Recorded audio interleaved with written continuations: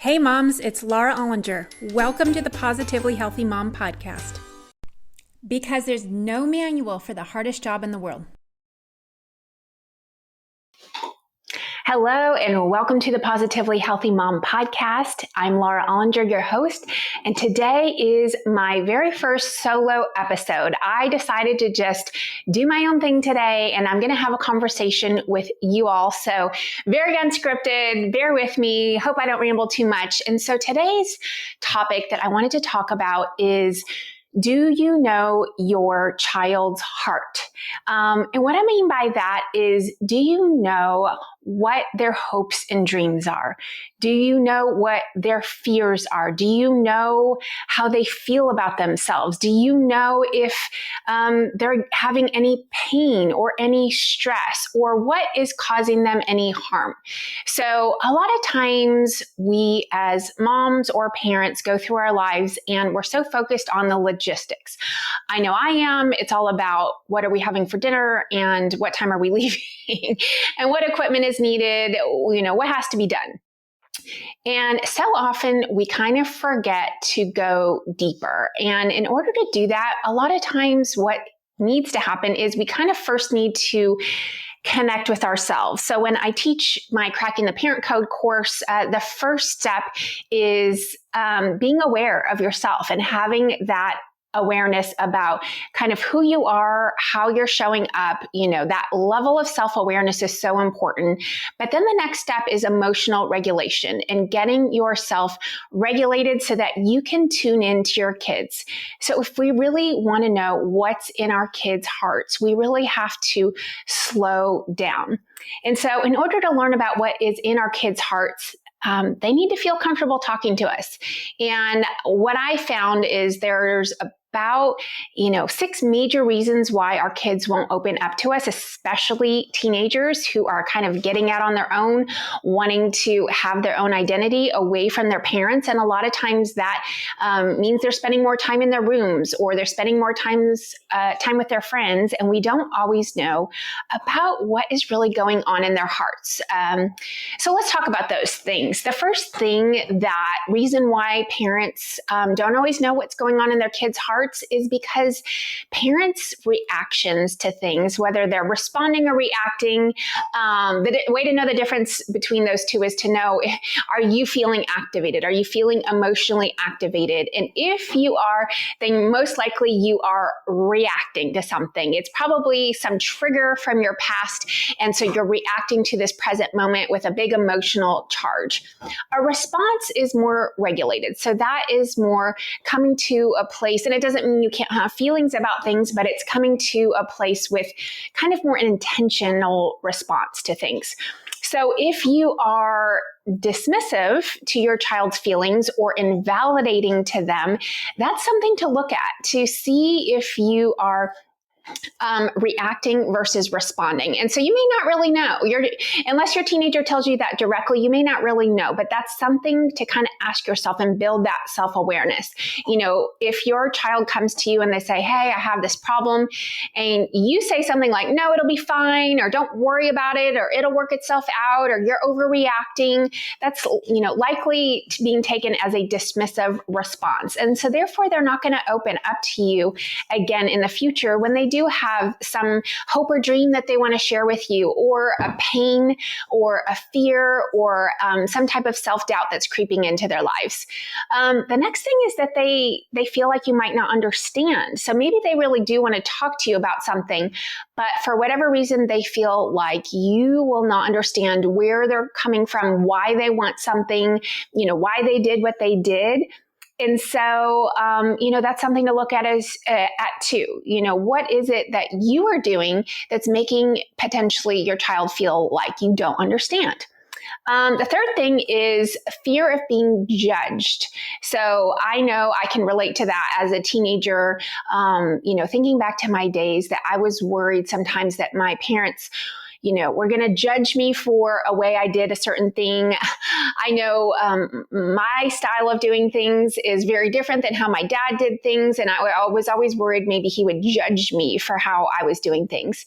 And the next thing is fear of consequences. So this is like the most common one that a lot of times kids don't want to deal with the consequences, which is, some type of discipline or punishment or timeout or getting their phone taken away. So they may not always be open and honest with you about what they are doing and what they're thinking and feeling because they don't want to deal with the consequences.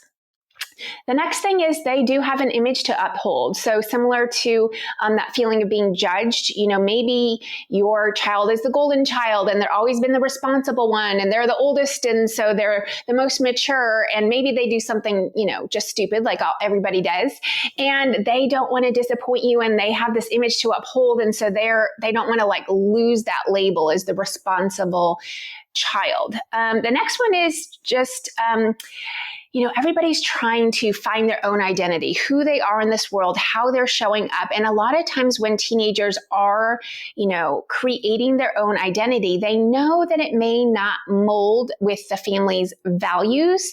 And so there's a good chance they may not open up to you about that if they feel like maybe there's going to be some conflict or there's going to be judgment or there's going to be a consequence, or if your response is going to be dismissive or invalidating. When they're trying to figure out who they are, they really just need some space. And if you can't give that, safe space for them, they're not going to open up to you. So the reason why I share all this today is because I want to talk about the fact that, what I realize is that every child at some point has some type of pain that has been inflicted by a peer. So you probably, recognize this in your own child where some kid said something mean to them. And it could have been when they were 3 years old. I know one of my kids had something, that really hurt them, said to them at preschool when they were 3 years old. It could be in middle school. I know a boy said something to me that was really hurtful when I was in, I can't remember if it was 7th or 8th grade, but I remember the boy's name and I remember what he said, and it really stuck with me for a long time. These things continue even into high school, where I know recently someone said something mean to one of my kids, and it kind of hurt their feelings and it affected them. And so the more I kind of share this with people and talk to people about this, everyone kind of has their story. They remember when someone said that thing to them, or in the current, stage of their life when someone said something mean to their kid. And so when we have that pain, we want to, because it happens to all of us, we want to be able to have some resilience around that. We want to recover. We want to realize it hurt out, that hurt, that made me feel bad. But we don't want it to define us. We don't want it to stick with us for the rest of our lives, because that's not helping anyone, right? And so the more we can understand what is going on in our kids' hearts, the more we are better able to know who they are and that they will come to us. So when something hurts. So here's the thing. That kid that said that mean thing to me in 7th grade or 8th grade, I now realize as a wise old adult, that he was really the one that was struggling. He was really the one not feeling good. And he had to find something to do with his discomfort. And so he put that onto me. Same with, like I said, something just happened to one of my kids recently. And I said to my kid, you know what? That is not a you thing. That's a him thing. That person that said that to you, that is his own insecurity. So all this to say is, as adults, we really want to be the solid foundation for our kids who can help them feel through their pain, feel through their sadness, feel through their disappointment. And on the counter side, this isn't always sad stuff. This isn't always depressing. We want to feel through their hopes and their dreams and their excitement and their good news. But the key is to be available, to be present, to know their hearts, to understand what they're feeling. And the only way we're going to really get in there and know their hearts is if we're having self-awareness and emotional regulation, so that we can put ourselves in a place of being really good listeners and not coming in to fix the situation, not coming in to say, hey, I'm going to go, find that kid who said that to you. I'm going to call his parents, or I'm going to call the school, and there are times when that is totally justified in a case that's bullying or cyberbullying. We do need to escalate those things. But I'm just talking about run-of-the-mill, everyday, kind of like mean comments. we want our kids to have resilience, and we want them to open up to us, and we want to walk them through that pain so that they're not going on and passing that down. Because that's what I found, is that pain is always getting passed. It's getting passed generationally. It's getting passed from peer to peer.